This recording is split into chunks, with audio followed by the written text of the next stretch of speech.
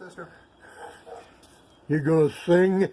This is hi, Kathy, happy birthday. This is your brother Hank, and we're doing a video of this last March. We showed me making these lights using a hat channel and making these into fluorescent ballasts.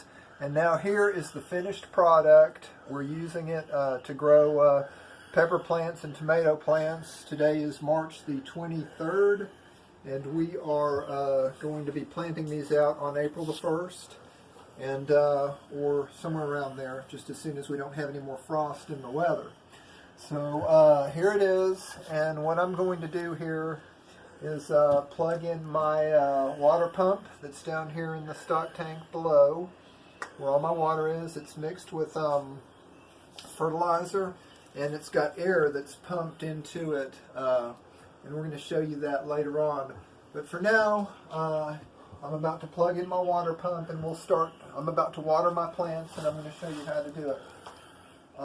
So here it goes. I just plugged in the water pump, and Bill is taking the picture of that. There's my water coming in, and the way this works is these tanks are slightly higher on this end and slightly lower on that end.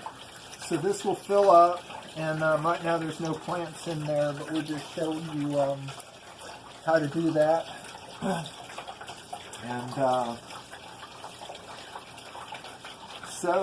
yeah, that'll, I don't know what it looks like up there. Let me get up here where I can Well, so I can. the water's coming in from your... Yeah, it's coming in. I'm going to get a bigger pump. Let me just show you real quick that is a 793 gallon per hour pump. Now they make one big, this is an active aqua pump. They make one size bigger, and that is the 1000 series, the submersible pump 1000 Active Aqua, which is 1100 gallons per hour. So once I do that, that'll be faster. And I've actually got that on the way. And now if you go over to this side, Bill, you can see that I have siphon drains over there. And that when the water gets to a certain level, it will start to siphon out of that level and fill the tank below it. Okay. And that's going to take a while because that's a slow, but it'll start to come. In fact, I start to see that it is actually starting to the siphon off. yeah, it's starting to come down to the lower level. Okay. When it does that, Yeah, it comes down it's coming now, Bill. If you can see how it's coming into this out one there. over here, Yeah, and it'll do the same thing on this one. it'll do to the go same to your lower. thing over here. And the trick is to get it to go at a constant rate, so that the water level is the same in all these, and that it's draining out and flowing at the same speed. And in fact, I've already got it. It's already starting to flow here. If you look, it's already starting to drain here very slowly. So that's basically really simple.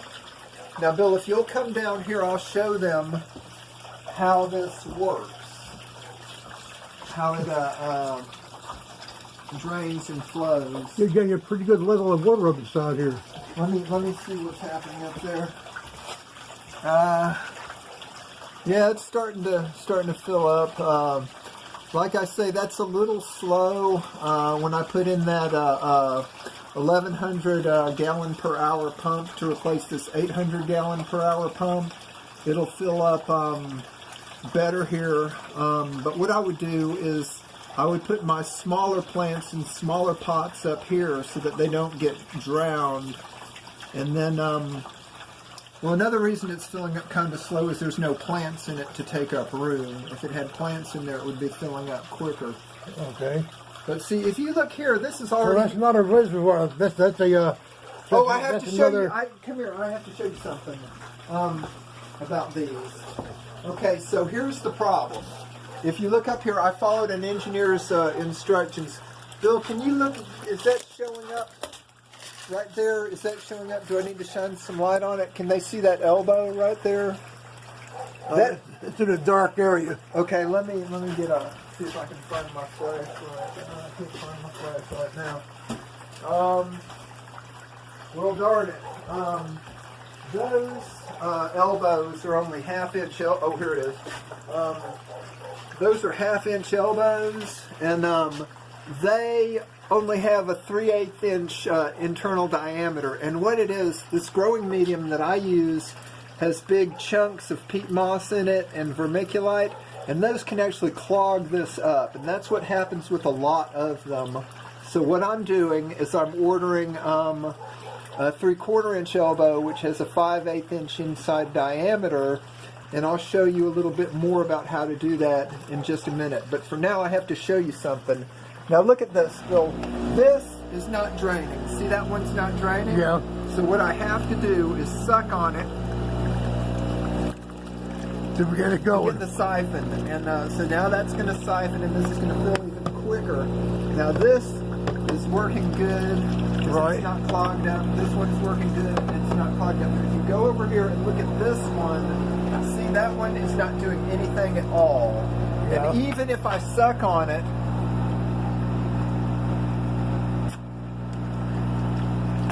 it doesn't do anything at all. I mean, it's still, that's because this elbow is clogged up with a piece of peat moss or vermiculite. So in order to eliminate that problem, I'm going to move from a 3/4. Now I'm still going to use this because guess what? I'm going to show you something. This is the 1/2 inch tubing, and here is the 3/4 inch bit. And what I'm going to show you is that, well, wait a minute, that's not going to work. Let me see, 3/4 inch bit, 3/4 inch fitting. Okay, well, I don't have one. Okay, good, I can show you now. This tubing fits inside a 3/4 inch, so that well, you can't see it right now, but if I bevel that a little bit, it'll fit in there really snugly. And see, then I can use that. So what I'll do is I'll use this elbow here instead of that. See how big and fat that elbow is? Yeah. If you can see how big and fat that elbow is compared to this will not clog up. And then instead of putting the 1/2 inch tube on the outside of that, I'll run the 1/2 inch tube on the inside of this, and then it won't clog up at all. Now, okay. Look at this.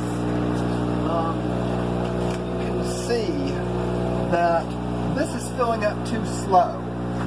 All right, so what I'm going to do, see how high that is? That's going to overflow. That's getting up too high. If you look in here, come around here. I see it. Okay, so that's going to get up too high. So in a minute, what I'm going to do, this is something I figured out. I'm going to take this piece of tube right here, And siphon? and I am going to take that, and I am going to bypass this tube, and I'm going to put the water directly into here. Because if you come around to here, once again, you'll see that this is clogging up. See how slow that is going? Yep. All right, I'm going to have to suck on that. Even that didn't speed it up much, because it has some kind of Nutrition. thing clogged in that 90-degree bend right there. And let me see that other side. Yeah, that needs a boost. So, but this has to get way up high because it has these big plants in it, and they're not going to get watered. So you have to be able to adjust your flow rate, and I have ways of doing that.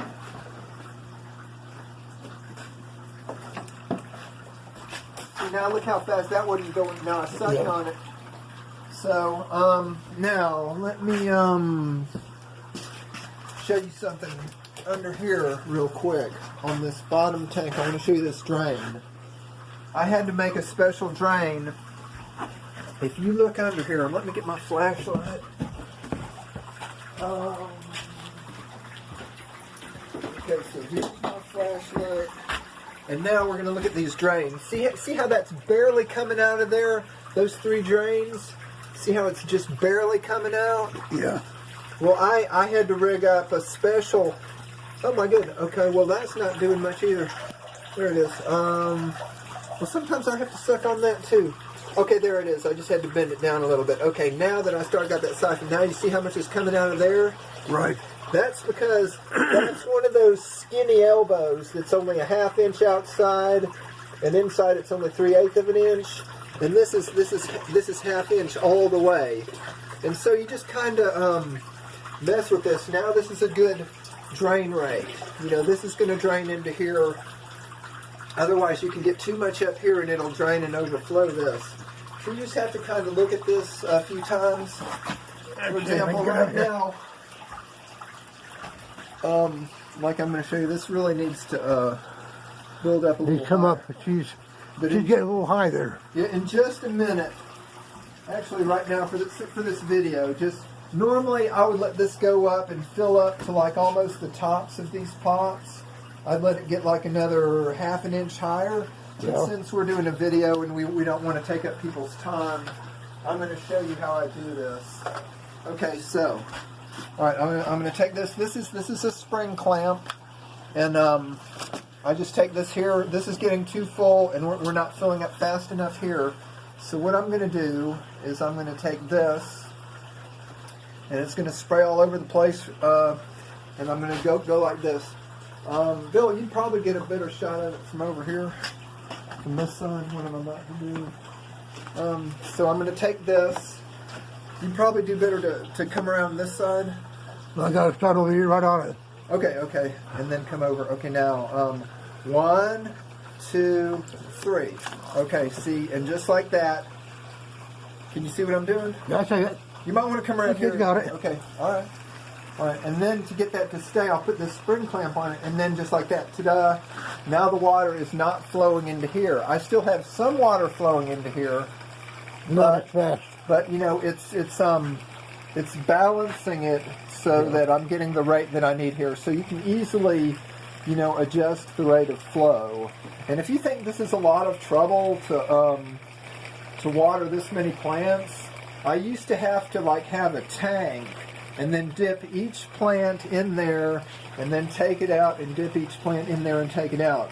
This is called bottom watering because there are bacteria on the top of the soil called damp-off fungus, and if you get this wet, then you can kill your plants.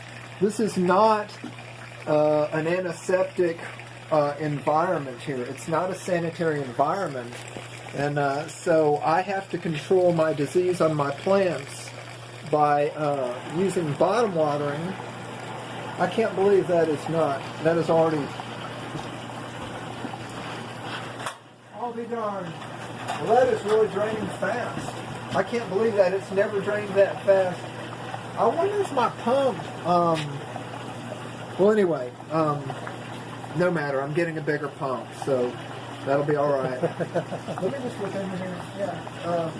Okay, so anyway, there my water level is rising. Yeah. And when it gets up to there, I'll cut it off. So yeah, like I was explaining that this bottom watering works good. And so while I guess let's look under the tank and see how I have the air that's going to cut on, like my air pump. I'm going to see if I can get my air pump to cut on. So, come around here and get a film of this. Okay. I'm being concerned here right now Okay, so here's about the power of the phone here. This air pump is too big, and but it's I could use easily a half this size air pump. And then this is my water coming into the tank, and it just comes out of the household plumbing like that, and I can put a little extra water in. I do put fertilizer in this water and dissolve it, and therefore the water has to be kept aerated, or else anaerobic bacteria that causes disease to the plants will grow in the water. So I have, this is my timer up here. I have this timer right here. It's an Apollo 2 timer by Titan Controls. It can come on anywhere from 1 minute or even 10 seconds you can put it in even 10 seconds every 5 minutes, or every I have it set for 3 minutes every 30 minutes to keep this oxygenated, and it's like a horrendous amount of oxygen. I'm going to unplug it from the timer and plug it in here so that it cuts on, and you can see how powerful it is. Now, if you look at the tank and see the air that's bubbling up now, what I did was I took pipe and I drilled holes in pipe, just regular water pipe, and that's what's making those bubbles. And my pump, this is that pump I was telling you about. It's a Active Aqua 800 gallon per hour pump. And this is a little thing that costs $3, and you just buy it and put it on, and then it can draw the water up from the very bottom. You never want to run one of these pumps dry, or else it will damage the pump. So you want your water to be drawn up. This is called a bottom draw fitting for these, and so that's what I do. And so there's my air, coming, goes all the way around. It's getting a nice amount of oxygen. 3 minutes every 30 minutes of oxygen. And my tank's, getting pumped pretty dry now because, we're getting into the water cycle. You can see my water level up here is getting higher, and I'm about to cut everything off so that, but yeah, you can see, I really do need a bigger pump because this is already draining dry, and it should maintain more of a level than that. But that's coming. I've got that ordered in the mail. It should be here any time. And I want to show them that these are the lights that we were going to make. This is a 2700 Kelvin T5 tube. And this is a 6500 Kelvin T5 tube. I have 3 of these 6500 Kelvin tubes, and then one 2700 tube, 3 of the others of the 6500, one 2700, 3 6500, one 2700, and 3 6500. This gives a full spectrum of light, and this light is more intense than normal sunlight. These hat channels do a good job of reflecting the light down. If you look, you see there's no light up there. All the light is coming down. And I also have a way to reflect it back in. This is Mylar. It comes in 50-foot rolls that are 4-foot rolls. And since these are magnetic, since this is steel, I can just put a magnet there and a magnet there, and I can reflect the light back in. But this light is so intense that it does not need that much light, so I didn't end up needing that. And you can even see that on my tomatoes, I actually removed one light bulb, because the light was too intense and it was burning these leaves.